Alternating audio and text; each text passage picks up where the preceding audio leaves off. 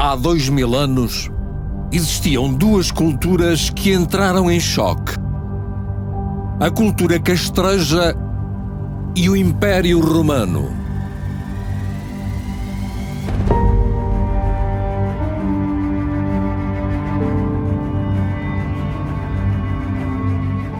A zona dos Sacromontes, entre Braga e Guimarães, albergava vários castros importantes, como o castro de Santa Marta de Cortiças e a Citânia de Briteiros, em Guimarães.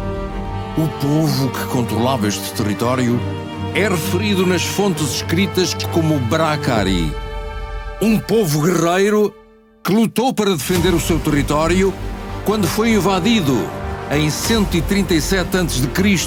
pelas forças romanas.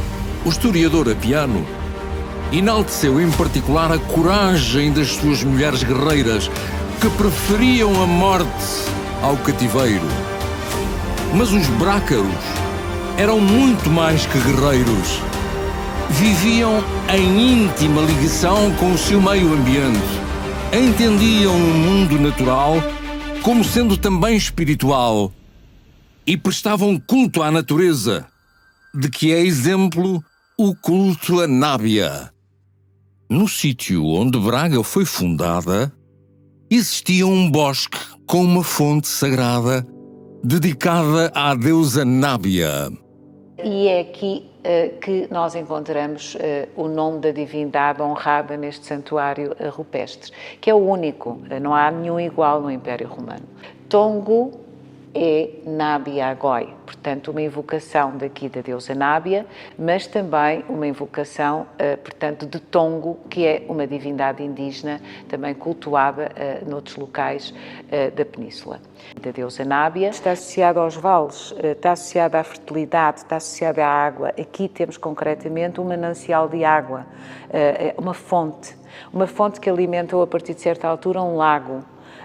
Portanto, há um espaço que depois, com água, a água provavelmente que se interpretava como sagrada. Visitamos a Fonte do Ídolo, podemos certamente pensar nessa relação profunda das comunidades que aqui habitavam antes da ocupação romana, com a natureza e particularmente com a água, da mãe natureza, da renovação da vida. Está muito ligada à própria mulher, pela sua essência, não é? E, portanto, para a generalidade das comunidades, o sagrado feminino, não é? Tem uma marca profunda na sua relação com a natureza y con la propia vida y con los otros. La Fonte do Ídolo es un viejo monumento religioso de tradición en un bosque sagrado, una fuente, no conocemos muy bien, pero podemos intuir que se trata de un lugar sacro ya de los Brácari mucho antes de la llegada de los romanos.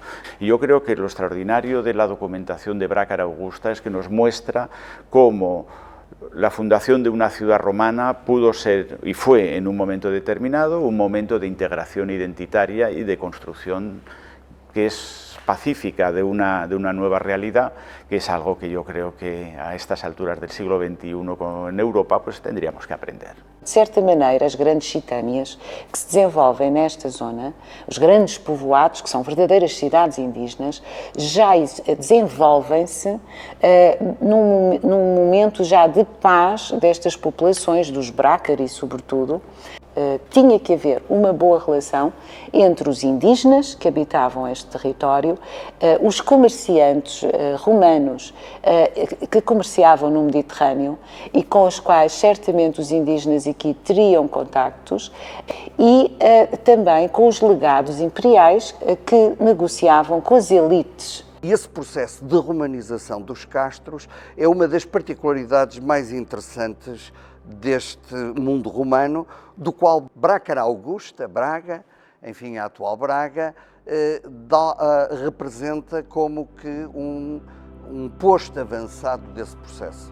Enquanto os brácaros ocupavam um território relativamente limitado, os romanos tinham uma rede transnacional de vias terrestres e marítimas e tinham uma predileção pelo noroeste da Península Ibérica, sobretudo por causa do ouro e de outros recursos minerais. No fim das guerras cantábricas, após 19 a.C., o jovem imperador Otaviano Augusto organizou o território da Espanha e decidiu criar novas cidades cujo nome incluía a denominação Augusta. O processo de Braga, de criação de Braga como uma nova civitas, uma criação ex novo, não é um facto desgarrado, mas sim um processo de organização e de gestão de um território que foi, portanto, finalmente todo pacificado e que passa a ser governado a partir de Roma, com governos locais que vão imitar, vão ser pequenas Romas, mas que estão subordinadas ao governador da província e, por sua vez, subordinadas a Roma. A zona dos Sacromontes, ocupada pelos brácaros, tinha um interesse estratégico e simbólico para os romanos. Mas em vez de ocupar os castros, os romanos decidiram criar uma nova cidade, numa cota más baixa. Y en realidad la elección del lugar que hacen los romanos para asentar esta ciudad ex novo, donde no había un oppidum céltico precedente, sino que es un lugar nuevo, probablemente está asociado al papel religioso que ellos perciben, ellos, los romanos y los brácari que participan en la fundación, que perciben en el lugar. Olhando para a cidade moderna, é difícil perceber os contornos da cidade romana. É mais fácil imaginar a cidade medieval com a Sé no centro. A cidade romana era maior. Ocupava a zona poente até Maximinus e a zona sul até à rodovia atual. Olhando para a imagem aérea da cidade dos anos 40 do século passado, percebe-se claramente o traçado da antiga muralha romana, construída nos finais do século III. O centro da cidade romana está representado pelo Fórum, que ocupava a zona do atual Largo Paulo Orósio. Como é que se construiu a cidade de Braga Augusta?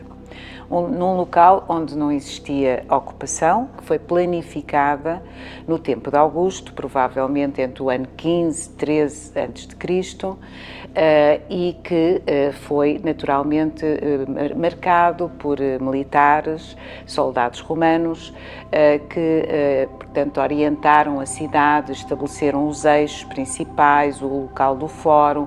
No entanto, uma cidade romana começava, quando era fundada, começava por obedecer a certos rituais religiosos, portanto, em que os álgures procuravam saber se os deuses estavam conformes à fundação.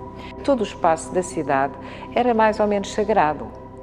Portanto, não há zonas profanas e zonas sagradas. Os deuses estão por todo o lado. O Fórum Romano era o centro administrativo, religioso e comercial da cidade. O Fórum e o Templo do Fórum, portanto, todos os fóruns tinham um templo dedicado às divindades oficiais. Depois temos um outro grande culto, que é importante também em Braga e que está representado por várias inscrições, que é o culto imperial, portanto, o culto ao imperador. Em 1896, em Semelhe, Braga, foi encontrado um pedestal de estátua com uma dedicatória ao imperador Augusto, datada do ano 4 ou 3 a.C., e que está atualmente conservada na Sociedade Martins Sarmento, em Guimarães. A inscrição afirma que os brácar-augustanos consagraram um monumento ao imperador César Augusto, filho do divino Pontífice Máximo, no dia do aniversário de Paulo Fábio Máximo. O Fórum representava o centro da cidade. Uma das vias principais era o Cardo Máximo, que indicava a orientação norte-sul. O outro eixo importante era o Decumano Máximo, que cruzava a cidade no sentido este-oeste. A malha das ruas dividia o espaço urbano em quarteirões, onde se erguiam as casas. A muralha em Brácara Augusta só foi construída no final do século III da nossa era. Eu levei 20 anos a trabalhar as plantas de Braga para conseguir identificar a malha da cidade. E isso sim, isso foi uma grande vitória, porque é a vitória do conhecimento. Porque a arqueologia não vale pela ruína e pela peça, vale pelo conhecimento que traz à sociedade. O Cardo Máximo foi o único eixo romano que sobreviveu na cidade medieval e moderna. E foi destruído no século XIX, quando foi aberta a rua Dom Frei Caetano Brandão. Com a construção da muralha romana, foi necessário abrir portas que ligavam as ruas principais às vias romanas, que ligavam Brácara a outras cidades. As portas eram flanqueadas por torreões. No subsolo do restaurante Atípica, foram encontrados vestígios de um torreão da porta que ligava o Cardo Máximo à Via 19 e parte da calçada antiga. O que nos é dado a observar é este alinhamento constituído por silares graníticos e que desenham a face interna de um torreão a qual se associa restos de uma calçada constituída por grandes pedras graníticas e bem polidas pelo passar das pessoas e dos animais. E deste lado, presumemos a existência, pelos vestígios que nós também detectamos deste lado, presumemos a outra parte da muralha, assim como o torreão que lhe estava associado. Presumimos pelo menos 6 portas por onde sairia e que integravam a muralha Baixa Imperial e por onde sairiam as grandes vias da cidade de Brácara Augusta em direção quer ao interior da Península Ibérica, quer em direção a oeste, ao mar, quer em direção ao sul, quer em direção ao norte. É precisamente este nó rodoviário que Brácara Augusta começa a desempenhar desde muito cedo, que lhe vai conferir também a importância que ganha ao longo dos tempos e que, como sabemos, que chega a ser capital da Galécia. Um dos primeiros impulsionadores da recuperação e preservação do legado romano da cidade foi Dom Diogo de Sousa, arcebispo de Braga entre 1505 e 1532. No mapa de Braulio, datado de 1594, com o título Nova Brácara Augusta, vemos o conjunto de miliários colecionados por Dom Diogo de Sousa, que nessa data estavam no Campo Santana, atual Avenida Central. Os vestígios romanos, sobretudo epigráficos, relacionados com a cidade e a região, foram progressivamente aumentando nos séculos seguintes. Para guardar os miliários e as inscrições, foi criado em 1899 o Museu Dom Diogo de Sousa, que chegou a estar sediado no Paço Arquiepiscopal a partir de 1918. O atual edifício do museu foi aberto em 2007 e está localizado no centro da antiga cidade romana. O visitante encontra aqui a raiz mais profunda da identidade desta região e desta cidade. Pode mergulhar em sucessivas memórias, como se descesse ao longo de várias camadas de história, até milénios antes da atualidade.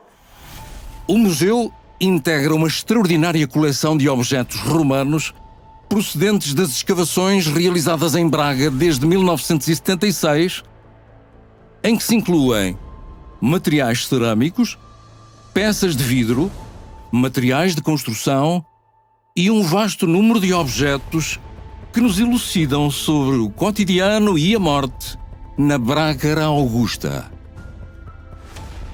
A coleção epigráfica, que inclui uma notável coleção de miliários, mas também estelas funerárias e aras votivas, ajuda a compreender o dia-a-dia da Braga romana. Na cave da área de serviços do museu, existem vestígios de um mosaico romano que teria pertencido a uma domus que não pode ser totalmente escavada. A menos de 200 metros do museu, encontra-se a área arqueológica das termas do Alto da Cividade, que podem ser visitadas e que incluem também as ruínas do Teatro Romano. O espaço verde, a poente das termas, corresponde ao espaço que seria ocupado pela palestra, uma zona dedicada à prática de exercício físico e à conversa no final do dia. No espaço coberto, vemos as ruínas das antigas termas. Os banhos eram uma atividade comum no mundo romano, e as termas públicas faziam parte do dia-a-dia de qualquer cidade romana. Os utentes circulavam no espaço de banhos, entre as salas quentes e frias, passando algum tempo na palestra, quando as condições climáticas o permitiam. É importante notar que em Braga os trabalhos de arqueologia que vêm sendo desenvolvidos nas últimas décadas, muito particularmente por intermédio da Unidade de Arqueologia da Universidade do Minho, com uma colaboração estreita da Unidade de Arqueologia da Câmara Municipal de Braga e também da Direção Regional de Cultura Norte, têm proporcionado importantes avanços no saber. A partir dos anos 90, que eu própria dirigi escavações aqui durante cerca de 9 anos. As termas são edifícios muito importantes na cidade romana, permitia que as pessoas se encontrassem, falassem, conspirassem, tudo aquilo que, na verdade, faz a vida de uma cidade e, sobretudo, de uma elite. Quem entrava nas termas entrava por sul. Na primeira fase, este poditério era, como outras salas, o tepidário, o caldário, aquecidas por sistema de hipocausto. Portanto, o que estamos a ver é a caixa oca que existia debaixo do piso, um piso de opus signino, que depois era revestido a mosaicos. As paredes também seriam pintadas. Este poditério tem ainda a particularidade de estar ligado a uma piscina, portanto, comunicava com uma piscina fria, portanto, que se encontra anexa e que era envidraçada e, portanto, virada à palestra. A partir do meio-dia e até ao fim da tarde, muitas vezes os elementos da elite, sobretudo, que não precisavam de trabalhar como o cidadão comum, naturalmente ficavam nas termas, falando, conversando, exercitando. A partir dos finais do século III, inícios do século IV, portanto, quando entramos naquilo que tradicionalmente é chamado Baixo Império, as construções tendem a aproveitar material de antigas construções. Portanto, tudo o que é reconstrução, que é o caso das termas, que são reconstruídas e constrói paredes e usa material laterício, usa tambores de coluna, também aqui evidenciado naquilo que é o hipocausto tardio, onde foram utilizadas vários elementos, vários segmentos de colunas que serviam para sustentar o pavimento. Que é uma época muito importante de Braga, porque é a época em que Braga conhece um grande surto construtivo, reconstrutivo, quando se constrói a muralha, portanto, tardia, que encerra uma área de 48 hectares e quando Braga é elevada à capital da Galécia. Muitos membros da elite urbana começam a ter sistematicamente termas dentro de casa. E, portanto, também com a introdução do cristianismo, que não era muito favorável aos banhos públicos, é natural que os costumes comecem a mudar. Estas termas são construídas em articulação com o teatro. Portanto, são 2 edifícios públicos projetados e pensados para este espaço. Não é tanto porque a funcionalidade do teatro seja complementar às termas, porque os jogos teatrais eram jogos que se ocorriam às vezes uma vez por ano apenas, enquanto que as termas eram um edifício de uso cotidiano. É apenas a sua proximidade resulta mais da circunstância deste ser um espaço um espaço nobre da cidade, que situa a poente do Fórum, no sentido do seu eixo longitudinal, que remata, por assim dizer, a grande praça que é o Fórum, criando em evidência uma área pública.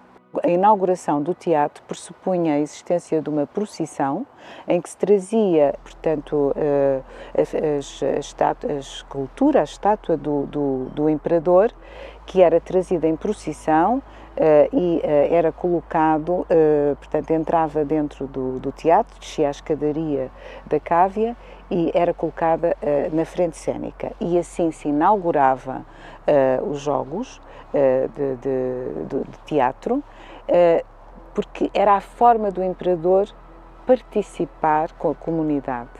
E podemos ver que, na verdade, este espaço é uma concha.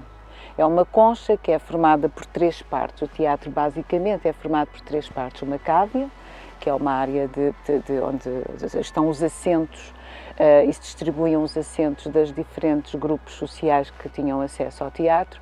A orquestra, que é metade da orquestra do teatro grego, é, portanto, semicircular, e um palco que depois é rematado pela frente cênica, que no caso do de Braga, pela altura e pelas dimensões, teria, portanto, 2 andares. Atrás, sabemos que se estendia um quadripórtico com um tanque de água, portanto a água está muito presente aqui no alto da colina e está muito presente porque exatamente havia um abastecimento de água aqui muito próximo, porque a água chegava aqui através de um aqueduto.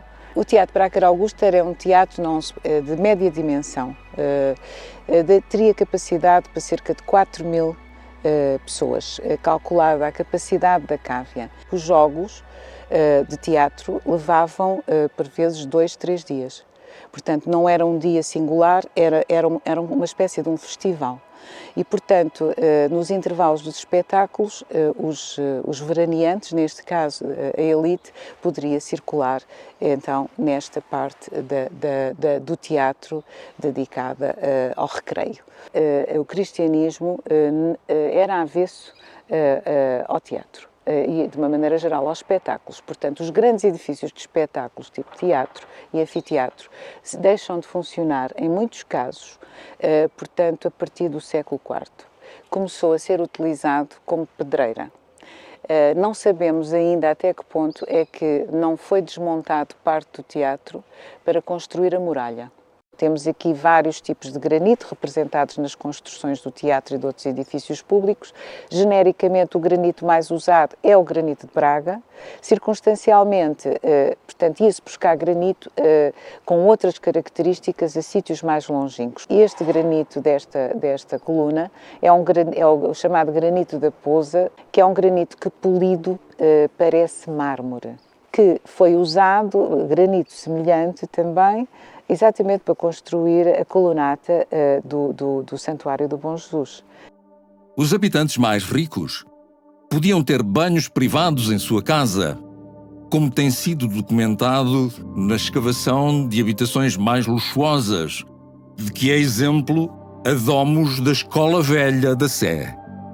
Situava-se nas imediações do Fórum Romano e terá sido construída na época Flávia, tendo sido remodelada nos finais do século III, quando a Domus passou a integrar um balneário privado.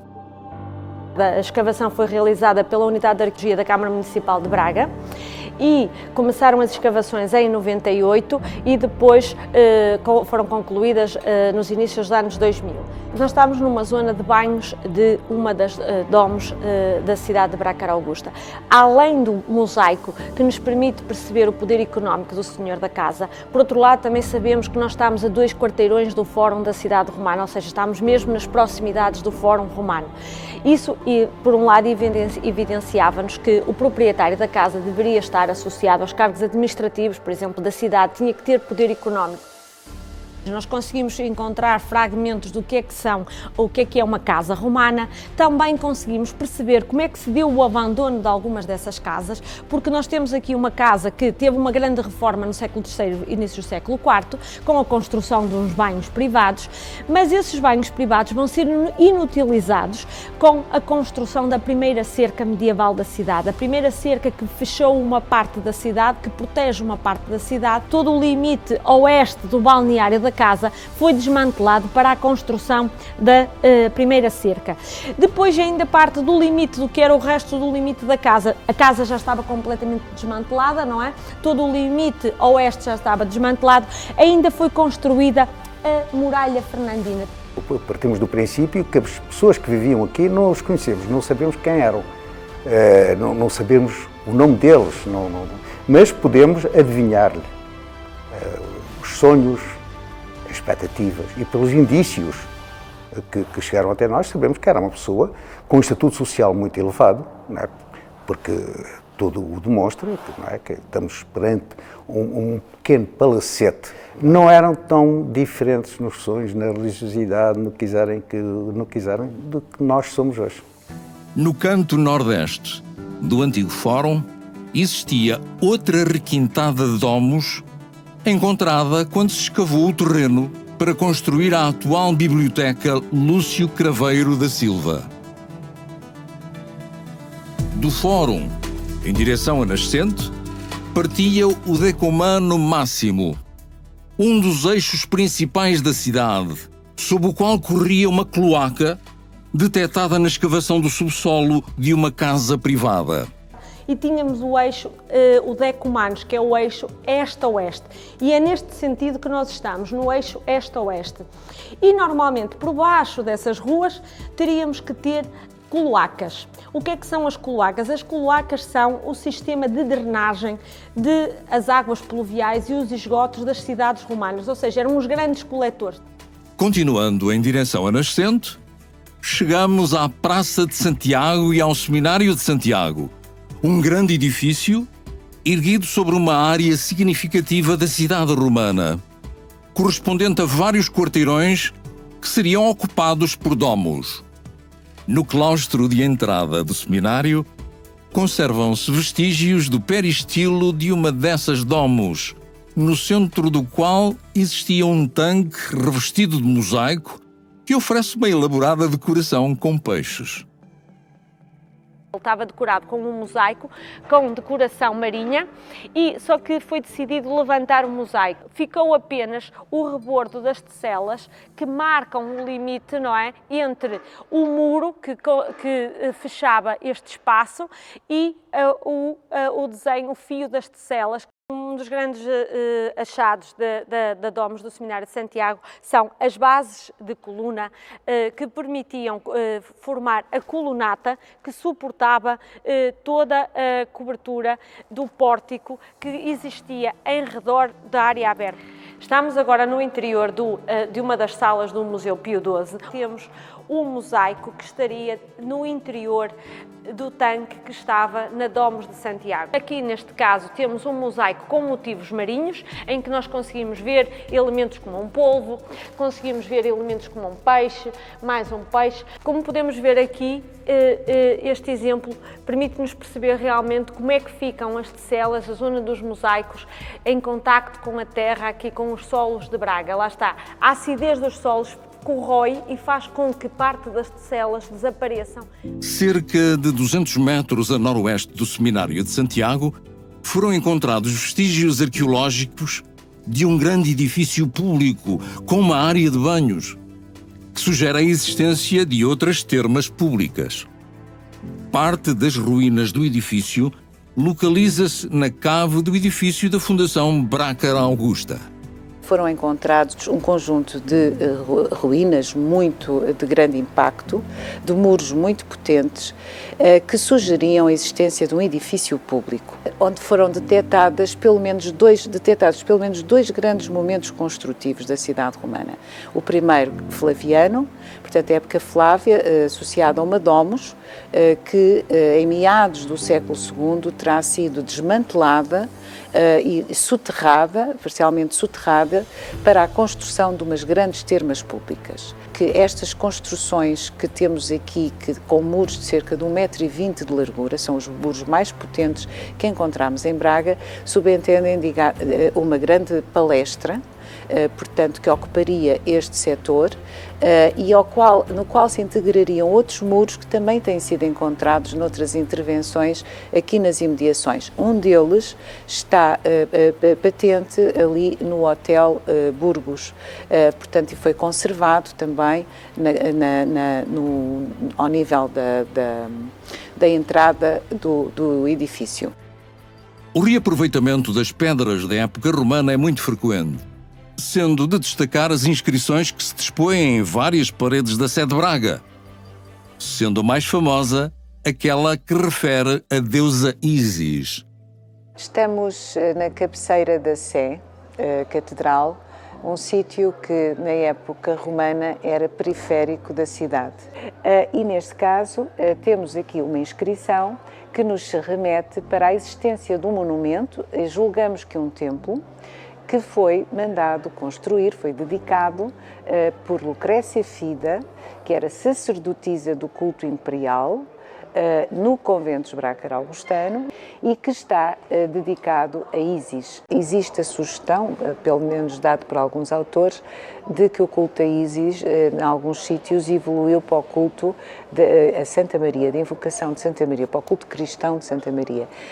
Ora, aqui temos uma especificidade, é que, de facto, foi no sítio onde existiu um templo dedicado à deusa Ísis que foi escolhido esse sítio e até o equipamento já construído que foi reutilizado para construir a primeira basílica paleocristã. Portanto, é um sítio que foi cristianizado através da construção dessa basílica paleocristã e que evoluiu depois para a Sé Catedral de Invocação, também de Santa Maria.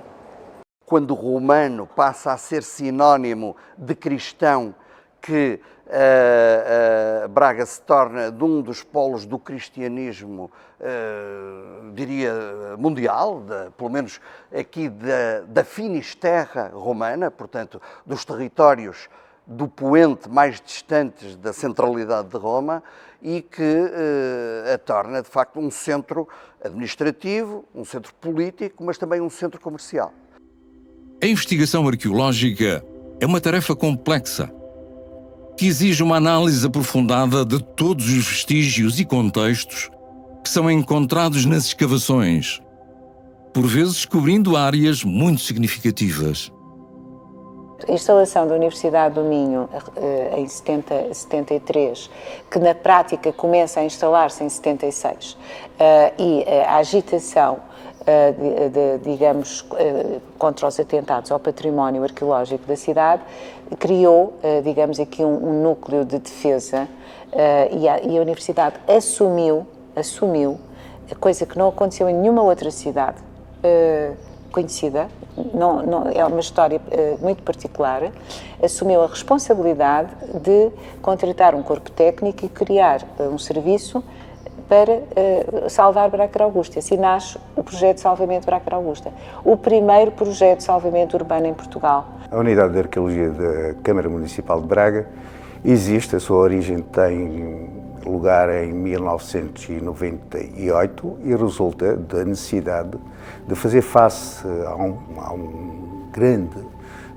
volume de atentados ao património arqueológico, que, a partir de determinado momento, estabelece uma relação profícua entre o Gabinete de Arqueologia da Câmara Municipal de Braga e a Unidade de Arqueologia da Universidade de Minho. A partir do momento em que o Gabinete de Arqueologia é criado, a Unidade de Arqueologia pôde respirar um pouco e deixou de andar sistematicamente a correr aos salvamentos, porque passou a ter um parceiro também por onde passava toda a informação de licenciamento de obras.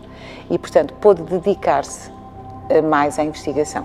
Nós temos tido essa capacidade de cada uma das áreas de desenvolvimento da cidade não seguirem uma lógica de uma visão imposta pela Câmara Municipal de Braga, mas sim uma visão construída com todas as outras instituições relevantes e, obviamente, as duas universidades, a Católica, a Universidade de Minho e até o Instituto Politécnico do Cabo do Idoave, que tem sido também um parceiro muito importante.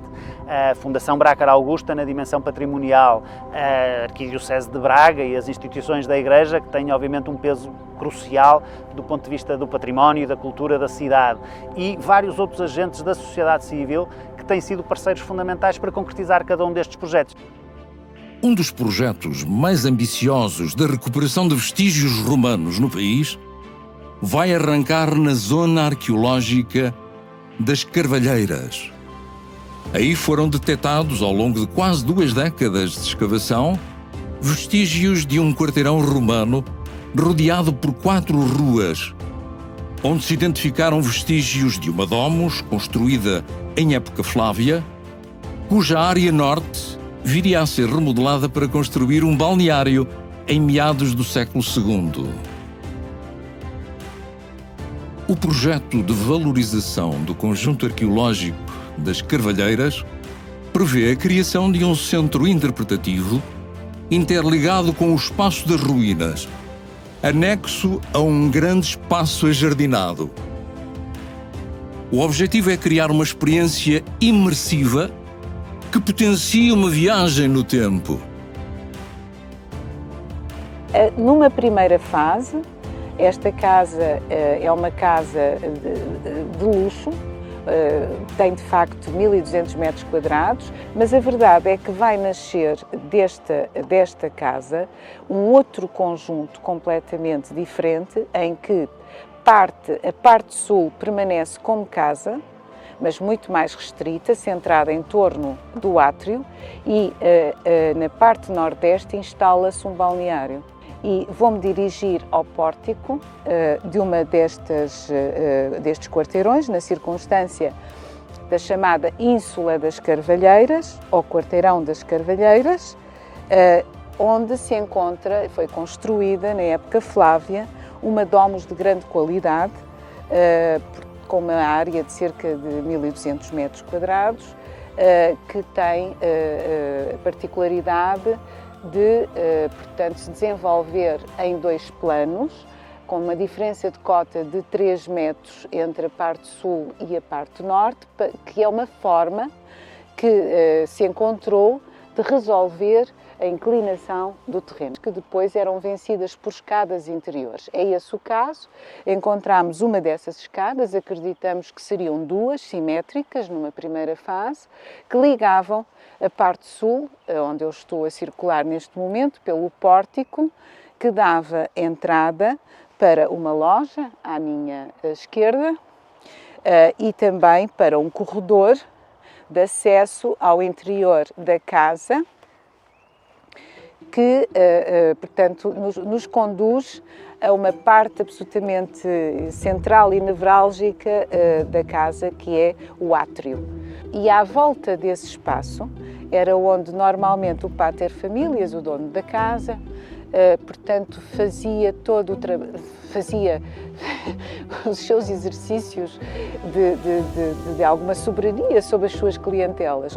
Esta cota de circulação aqui do átrio permitia aceder, através aqui de um degrau, pensamos talvez 2, um espaço onde se situava uma escada entre a plataforma do átrio sul e a plataforma do peristilo a norte, e neste sítio onde me encontro encontrava-se disposta uma fiada, portanto, que bordejava o peristilo de cubícula, ou seja, de quartos. O espaço feminino seria por excelência o peristilo, porque certamente era no peristilo e à volta dele que as crianças brincavam, onde estaria a mãe, onde estaria os elementos femininos da família, que não trabalhavam, que teriam as suas atividades domésticas e que, portanto, ligadas também ao ensino e à criação dos mais jovens. O triclínio, que se situava na parte nascente do peristilo, era um espaço amplo que tinha uma luz privilegiada à hora em que a cena era servida, portanto, em que a ceia se realizaba. El proyecto de las Carballeiras, aparte de la creación de un espacio arquitectónico que incluye la cobertura, los espacios arqueológicos restituidos en cierta manera, la circulación sobre los antiguos pavimentos y también el centro de interpretación, está previsto el desarrollo de una experiencia multimediática con sonido, ruido, sombras. La experiencia de musealización no puede reducirse a la mera conservación mecánica de los restos arqueológicos, que naturalmente tiene que garantizarse, pero además tiene que incluir un valor añadido para el espectador de lo que supone recorrer de nuevo esos espacios. Pensemos que 2000 años después vuelve a haber seres humanos que van a recorrer estos espacios y eso es algo que lo tenemos que convertir en una experiencia trascendente, ¿no? Este projeto das Carvalheiras é mais do que uma mera valorização de um espaço patrimonial, um verdadeiro projeto de regeneração urbana. Vamos ter aqui assim dimensões de fruição pela população de um grande parque verde na malha urbana da cidade, vamos ter a dimensão patrimonial e museológica e vamos ter uma verdadeira aula ao ar livre com o espaço que aqui vai ser constituído e que vai permitir que quem nos visita, quem cá vive, conheça melhor como é que se vivia também aqui há 2000 anos atrás. O património arqueológico é um património que tem que ser interpretado, em primeiro lugar, traduzido em conhecimento, mas também tem que ser valorizado e tem que ser adaptado a ser fruído pelo público. Quando estamos perante áreas arqueológicas muito extensas e coerentes, como é o caso das Carvalheiras, ou como pode ser o caso do teatro, é fundamental que haja um investimento para tornar esses espaços visitáveis. E dali nascerá certamente um espaço de renovação da cidade que explique o que é a Braga romana, que explique o que é uma domus, que explique o processo de evolução de um quarteirão romano e que as pessoas possam usufruir também porque é um sítio que vai ser requalificado dentro da cidade. Se me perguntar, isso é importante para as pessoas? É importante para o homem comum? Claro que é importante. Desde logo, dá-lhe ou confere-lhe um sentimento de pertença ao lugar. Ocorre-me agora uma palavra do Jorge Luís Borges, que tinha um avô português, era um grande escritor mundial, argentino, mas que disse um dia, e numa circunstância, que o português era uma mistura de mouro norte-africano com o celta, enfim, um pouco enfabulado, atlântico do norte, e com o hebraico, também o hebreu, que tanta importância tem também na nossa cultura. E, portanto, outras coisas será também, mas é assim um pouco que eu julgo, que me sinto e que, como português, e nessa identidade, digamos, mediterrâneo-atlântica, ibérico-litoral também, e também muito particularmente entre o norte da África e o norte da Europa. Eu acho que todos os bracarenses temos um bocadinho de cada uma dessas etapas históricas e, em particular, começando logo pelos Brácari, acho que pela maneira como nós temos que lutar para concretizar os nossos objetivos, muitas vezes temos que fazer muito mais do que os outros para sermos tão reconhecidos. Aquela componente, diria, mais guerrilheira dos Brácari estará presente em cada um de nós. Mas depois, ao mesmo tempo, esta capacidade de sermos uma cidade de qualidade de vida, que também está muito associada à dimensão romana, com a preocupação que havia com a organização da urbe, da polis e de criação de condições de fruição pelos cidadãos daquilo que a cidade lhes devia também oferecer. E, felizmente, numa cidade com a riqueza e com a diversidade como a cidade de Braga, há sempre muito mais para fazer para o futuro. Uma das grandes prioridades que eu acho que tem que ser atacada num futuro próximo tem a ver com os estudos que queremos realizar para a valorização também museológica do teatro romano. É o espaço que fica a faltar daqueles que já estão mais consolidados em termos de identidade também e de relevância e acho que é algo que tem que ser claramente uma prioridade num futuro muito próximo. os projetos de valorização em curso têm como objetivo fomentar o crescente conhecimento das diversas realidades da Brácara Augusta, desde a malha urbana e do aspecto da cidade aos edifícios públicos, passando pelos cultos e crenças e também o que sabemos da vida privada dos habitantes de Braga de há 2000 anos. Assim, esperamos entender melhor o passado, o presente e os possíveis futuros desta cidade milenar. Brácara Augusta.